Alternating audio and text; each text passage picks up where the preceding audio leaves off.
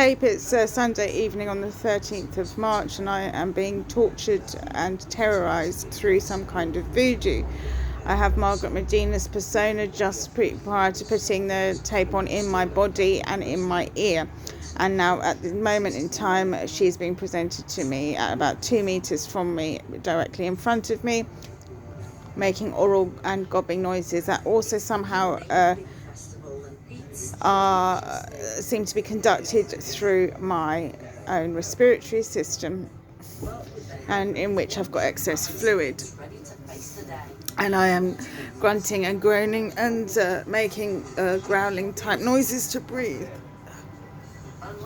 and having to get the collar loosened because I'm feeling suffocated by the contraction and constricted feeling around my throat.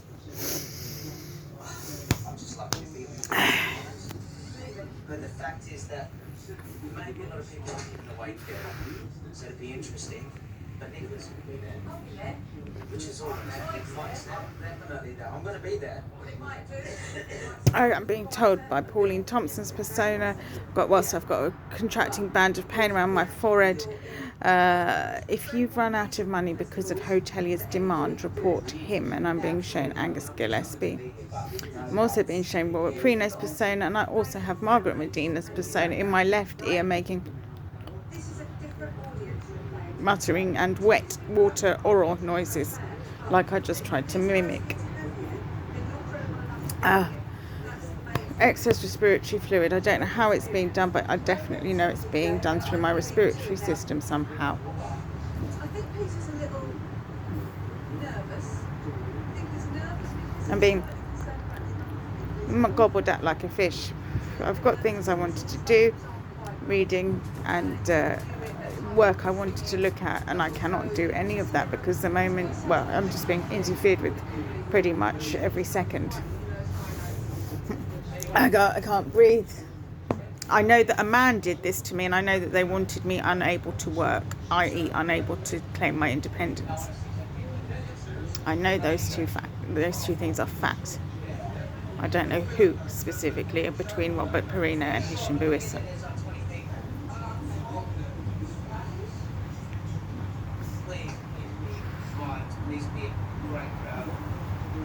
At this moment in time, I'm being interfered with from my right hand side. So they can say he was all right now on train. It's really unbearable. The pressure's on as Peter arrives backstage, and you'll soon find out what his crowd think.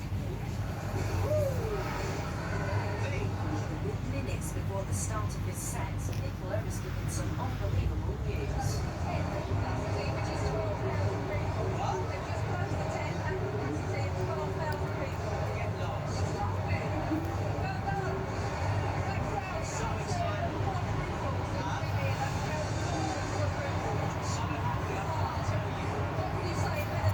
For the tape, I'm being told, hold on about the police, calling the police. Margaret has a handle on him. And then I'm being shown her as though she's grabbing Peter Horse, who is a complete stranger. And I'm getting very offended by the infringement that is being made by continual references and presentations of his persona.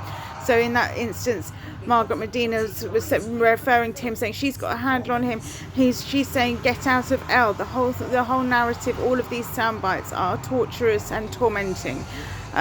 This is bollocks. He is a stranger to me. He's been estranged for 25 years. I'm sure he's done lots of things that would have been congruent in a conflict to me in that time, but they haven't presented as that because they are so indirect as not really to be. This content is being created to make me upset and paranoid and fearful. I doubt it's anything to do with a man who's been estranged from me for that amount of time. My point, in fact, was I was being told this far out narrative just then, which is from the whole characteristic of what's being done through this torture. I can go on for hours, Pauline and Margaret, making up these stories. It's ridiculous. I've got excess respiratory fluid. It's horrendous sensation. That is a good one, isn't it? Comfort. You're so cool, man. And I loved it today. I feel a lot better.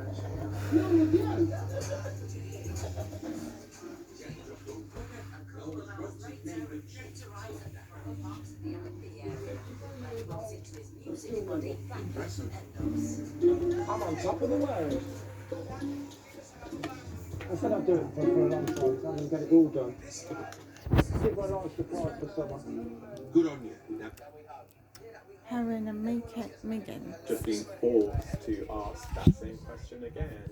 Why it is this institution seems so unsympathetic or lacks empathy towards commoners or outsiders who marry into it. Can you imagine how Harry feels hearing his wife say that after what happened to his mum that she's carrying his child? I'm being shown by Margaret Medina's persona to go into the other area. So we've got a bed area and a living room area in the place we're staying. And Margaret Medina's persona, immediately as I sat next to the dog here, has told me to go into the other For those section. of us who've been covering the story this week, it's raised a lot of questions. It is perhaps hard for any of us to imagine how a palace lifestyle with all its privileges could be so tough.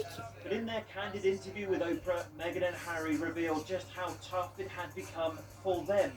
So how does a palace become a Oh, gilded stretches. cage? Oh, you're stretching out. Good boy. 13 times during the interview, the couple blamed what they called the institution. I went to the institution